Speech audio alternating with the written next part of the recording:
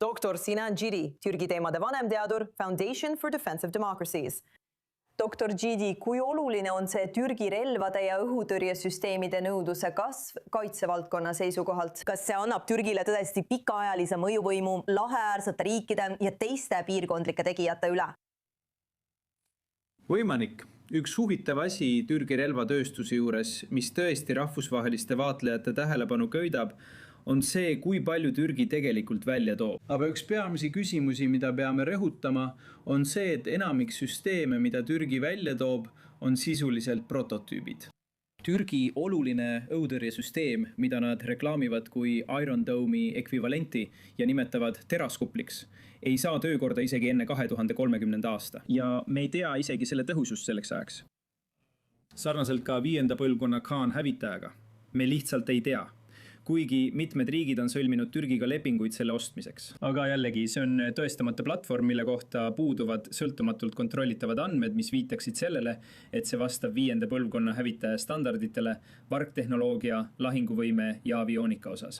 Aga droonide vallas on Türgi end tegelikult tõestanud ja seetõttu ongi neil ligipääs olemas. Nende platvormide ostmine riikidele on suhteliselt odav ning kasutustingimused on üsna lõdvad võrreldes Euroopa ja USA analoogidega. Diplomaatiliselt viitab Hakan Fidani reis Katarisse sellele, et Türgi soovib saada kohta Iraani sõja ja lahe julgeoleku arutelulaua taga.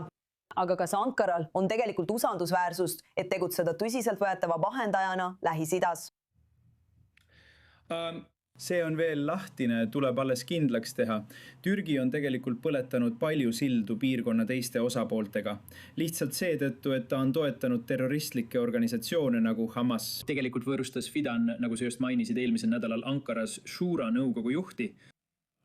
Ja nad näitavad maailmale põhimõtteliselt seda, et kui sellised organisatsioonid nagu Hamas peaksid Katarist lahkuma, siis Türgi on tõenäoliselt enam kui valmis neile püsiva kodu pakkuma, mida nad sisuliselt juba praegu teevadki.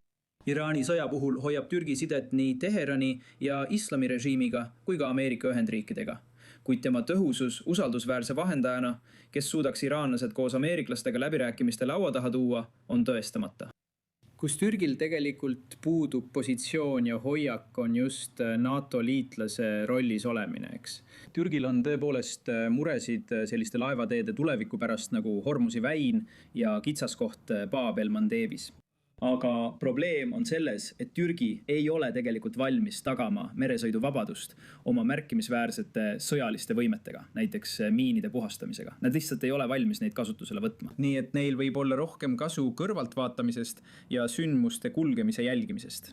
Nii et Sinan, mida me peaksime järgmiseks jälgima? Kas Türgi kasvav sõjaline ja diplomaatiline kohalolek võib tegelikult tuua kaasa püsiva piirkondliku mõju või on see veel lahtine?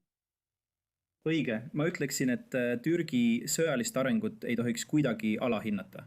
Tead, praegu paistab olevat palju skeptilisust ja küsimärke Türgi näiteks uue mandritevahelise ballistilise raketi tõhususe suhtes, mida nad esitlesid, ning nende prototüübis oleva droonilennuväe osas. Aga olgem selles osas selged. Türgi kaitseministeeriumi eelarve on võrreldes eelmise aastaga kasvanud 30%.